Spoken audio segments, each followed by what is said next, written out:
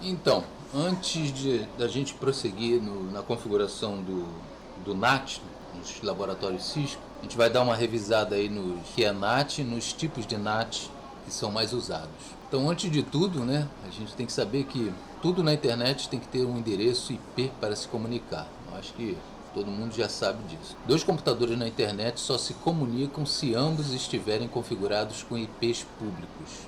O IPv4 pode endereçar aproximadamente 4,2 bilhões de endereços, o que seria 2 elevado a 32. Porém, já somos mais de 7 bilhões de pessoas no mundo, sem contar que cada um pode ter vários dispositivos conectados à internet. O NAT traduz IPs privados em endereços IPs públicos. O IPv6 tem 128 bits de capacidade de endereçamento e veio para substituir o IPv4, que tem 32 bits de capacidade de endereçamento. Originalmente, todos os hosts foram feitos para terem um único endereço IP, mas percebeu-se que a quantidade de endereços de IPs não seria suficiente.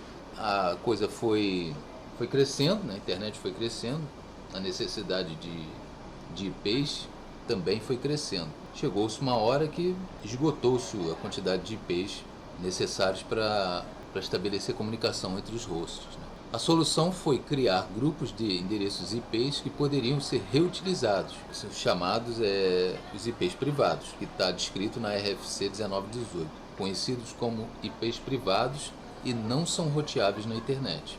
Os IPs privados, né, os que podem ser reutilizados, que são utilizados dentro da sua rede particular, são esses aí, né? O 10.0.0.0/8, qualquer endereço IP na faixa 10, ponto, alguma coisa. 172.16.00/12, qualquer endereço IP na faixa 172.16 a 31. 192.168.0.0/16, qualquer endereço na faixa 192.168, alguma coisa. Os endereços remanescentes são chamados IPs públicos e são roteáveis na internet. Então, fora esses, que são privados, o resto é tudo IP público. O NAT traduz IPs privados em um único endereço IP público. E a gente vai ver como isso funciona. Vou dar dois exemplos com gráfico para a gente relembrar como funciona.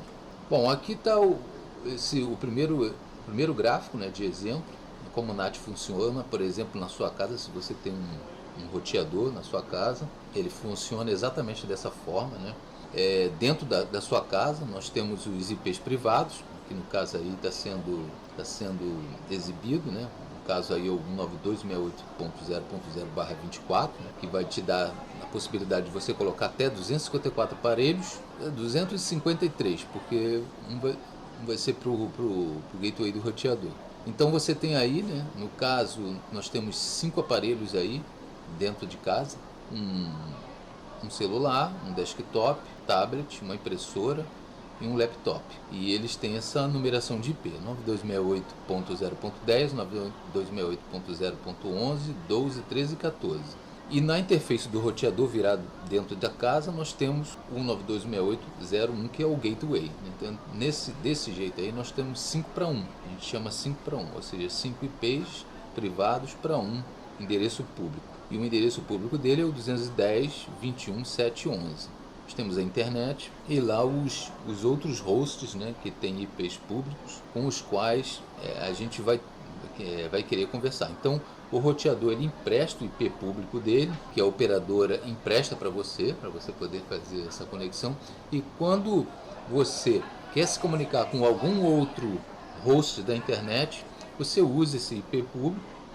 O seu roteador ele faz essa conversão entre o seu IP privado e o IP público, e você pode se comunicar com outra máquina na internet. Vamos ver aqui como é que esse processo acontece no outro gráfico. Você está vendo aqui, né, como o NAT funciona, por exemplo, na sua casa, e a gente vai pegar como exemplo, né, o PAT, que é um Port Address Translation, ou seja, ele usa a porta do roteador para poder fazer essa conexão, tá? Para poder usar esse único IP público. Vamos supor ali aqui do lado esquerdo você tem os hosts de dentro da sua casa com seus IPs já atrelados à sua interface de rede, né? Então a gente tem 9268.1.10, 9268.1.11 e 1.12. Então vamos supor que o 1.10 ele queira estabelecer uma comunicação com aquele servidor web lá do outro lado, lá na internet, que é o 172.217.1.46. Então ele vai pegar e vai fazer um pacote, né? Vai colocar no cabeçalho desse pacote a origem, o IP dele privado, tá? E o destino, o roteador, o servidor web lá embaixo. Como essa rede é uma rede, como esse IP está numa rede diferente da sua rede privada, né? Que é no caso 192.168.10/24, ele vai jogar esse pacote lá para o gateway, que é o 192.168.1.1. E o gateway, o que ele vai fazer?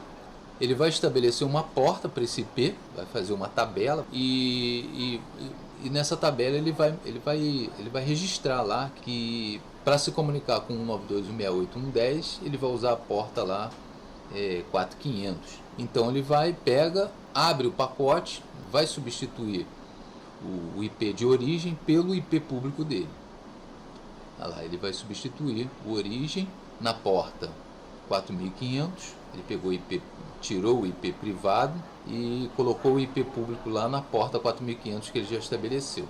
Essa porta, quem faz aí a escolha é o próprio roteador lá dentro na sua casa. E como destino, ele deixa o destino como está mesmo, porque ele quer se comunicar ao servidor.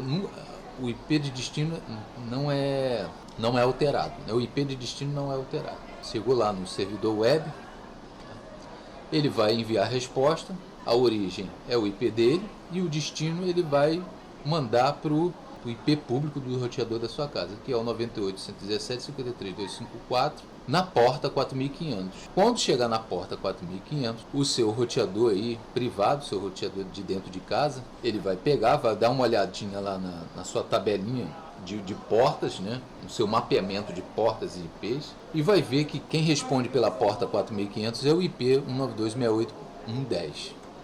Ele vai lá colocar a origem, é o servidor, né? 172.217.1.46.